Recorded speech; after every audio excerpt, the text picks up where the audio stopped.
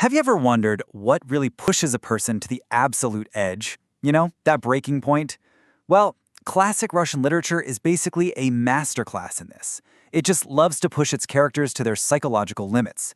So today, we're going to dissect that exact feeling, that fever of obsession, the crushing weight of shame, and that desperate search for meaning when it feels like everything is lost.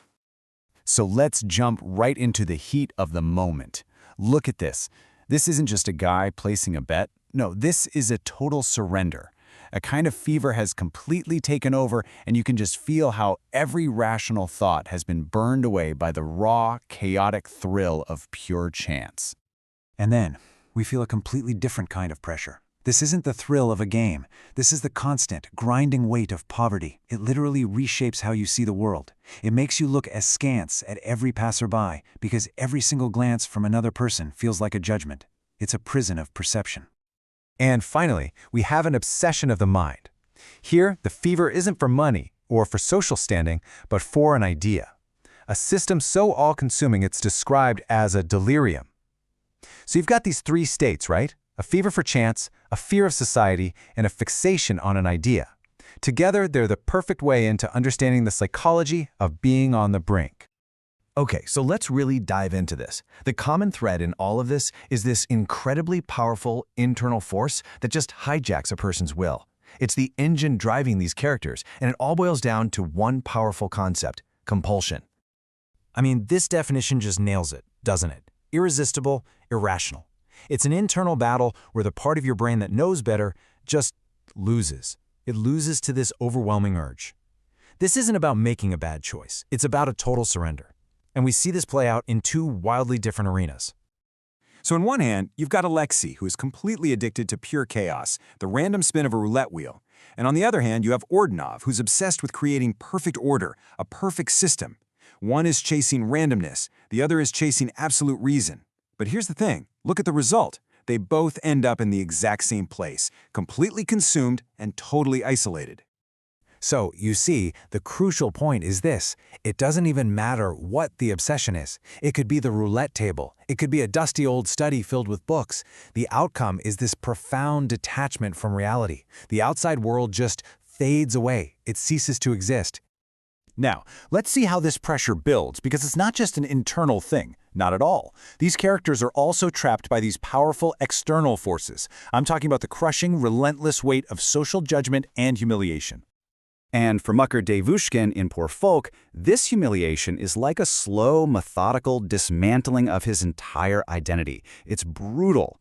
First, he becomes a joke at the office, a byword.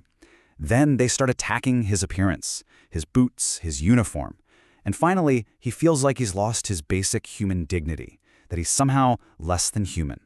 This quote, wow, this is just such a powerful insight. Think about that for a second. For people in poverty, survival isn't just about food or having a roof over your head. It's about managing how other people see you.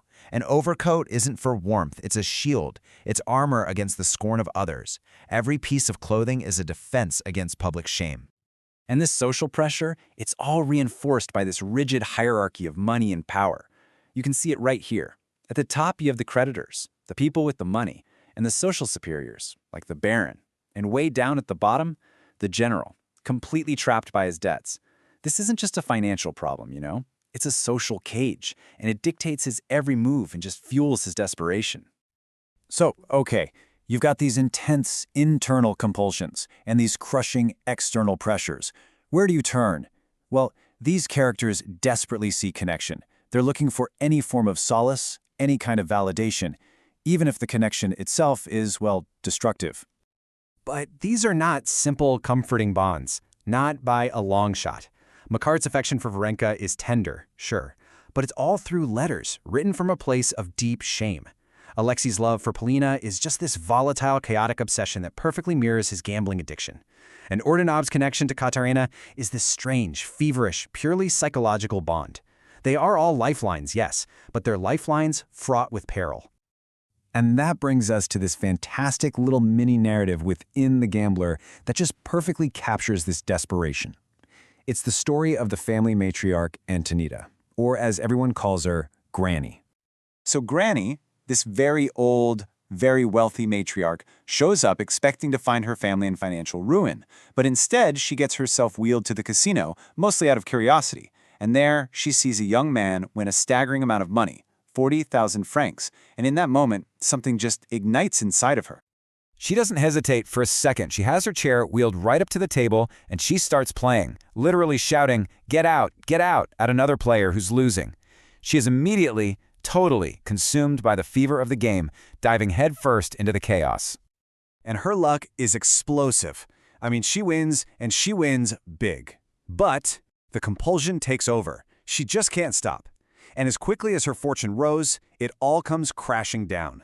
She loses every single thing she won, and then thousands more from her own money. She basically wipes out a huge chunk of the family's inheritance in just a couple of days. Gone. And all of this brings us to the ultimate question, right? After the obsessions have run their course, after the money is gone, the social status is gone, the relationships are destroyed, what is actually left of a person? Well, the journey of Alexei the gambler gives us a pretty stark answer. Just look at this timeline. He starts out as an educated tutor. He descends into a gambling addict. Then he becomes a servant, a lackey, then a prisoner because of his debts. Years later, he's free, but he's learned nothing. Every external marker of his old self has been completely stripped away. But here's the craziest part. Even at his absolute lowest point, something remains. The dream. The dream of that one big win. His core obsession is still there, but now it's twisted itself into this desperate fantasy of redemption. The very poison that destroyed his life is now the only thing he sees as his cure. And this is the question this kind of literature just forces you to confront. Are we defined by our crushing circumstances, or is there some kind of core, an unbreakable spirit, or maybe just an unbreakable obsession that stays with us no matter what? It's a really haunting thought about what truly makes us who we are, especially when we find ourselves on the brink.